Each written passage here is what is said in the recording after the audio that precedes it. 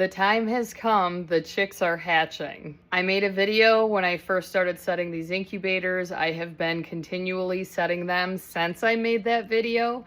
So every 5 days or so, I was candling those eggs to see if there was any development. If there was no development, I was pulling them out and replacing them with fresh eggs. I am always sure to write a date on those eggs if I am staggering the set of them in an incubator.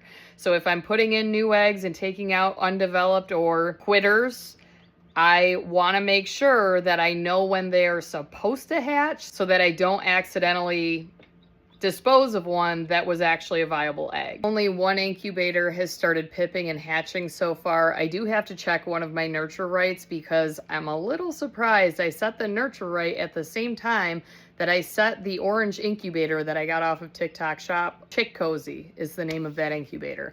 And I had tested it last spring. I wasn't really sure how I felt about it, but as it turns out, that incubator has chicks pipping and hatching out of it, and the nurture right does not. One thing I am going to start doing is keeping track of how many hatches I put my nurture right incubators through, because I have noticed that continually setting them as I do, even giving them a grace period of drying out, they just don't last as long. The next time I buy a brand new nurture right, I'm going to take a piece of masking tape and put it on the underside of that incubator and put a hash every time that I have a group of chicks hatch out and I go to completely reset that incubator. So let me show you my Chick Cozy incubator. I don't want to open it until I'm ready to pull these chicks out, which probably will be once I'm done recording this. I've already moved 4 outside to the outdoor brooding accommodations that we have here.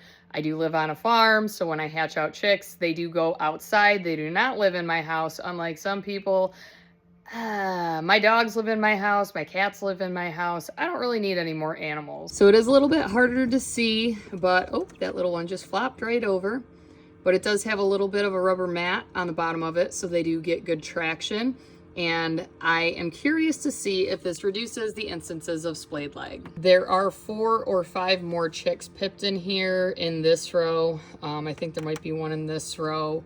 So we will get at least 4 more. These eggs over here are older set ones, and I think my son screwed with this incubator. He took the top off to check if there were chicks a few days ago, which there was not, because there's now a crack in that egg, and there was not a crack when I set that egg. You can see on this far one right here, 2/9 was the date that I set that. What I will do once all of these first set chicks hatch out, and I don't think that there's any more that are going to hatch out of this group, I will move those February 9th eggs to another incubator so that I can completely clean out the Chick Cozy incubator, and I'm probably going to set it to quail again because I have a wicked demand for started or hatched quail. I do have jumbo Coturnix.